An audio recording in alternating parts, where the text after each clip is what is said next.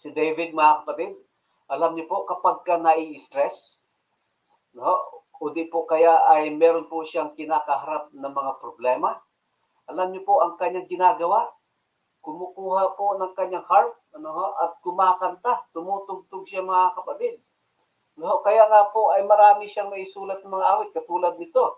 Remember the wonders he has done, his miracles and the judgment he pronounced. No?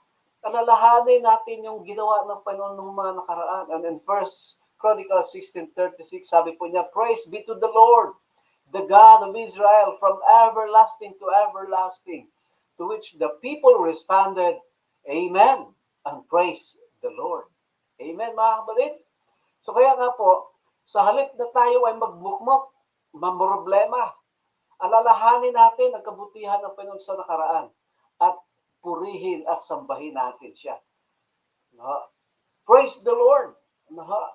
Alam niyo po, mga kapatid, as a pastor, my ministry depends upon being able to worship God regardless of present circumstances. No? Marami po kasi sa atin, akala po siguro ng iba ay si pastor laging nakangiti. No? Lagi lang, parang laging masaya.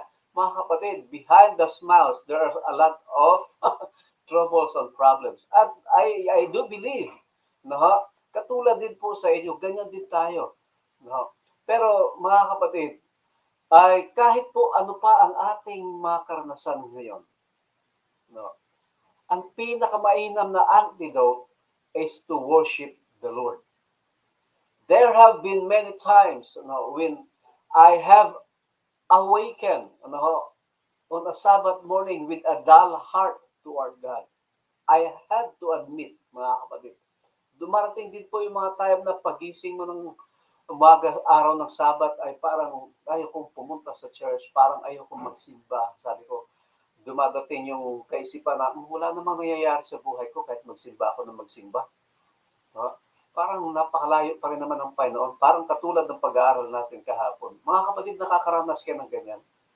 No? Alam niyo po, ang sabi ni Ginang Ellen White, kapag dumarating tayo sa time na ganyan, na ayaw na nating sumambas sa Panginoon, parang ayaw na nating manalangin.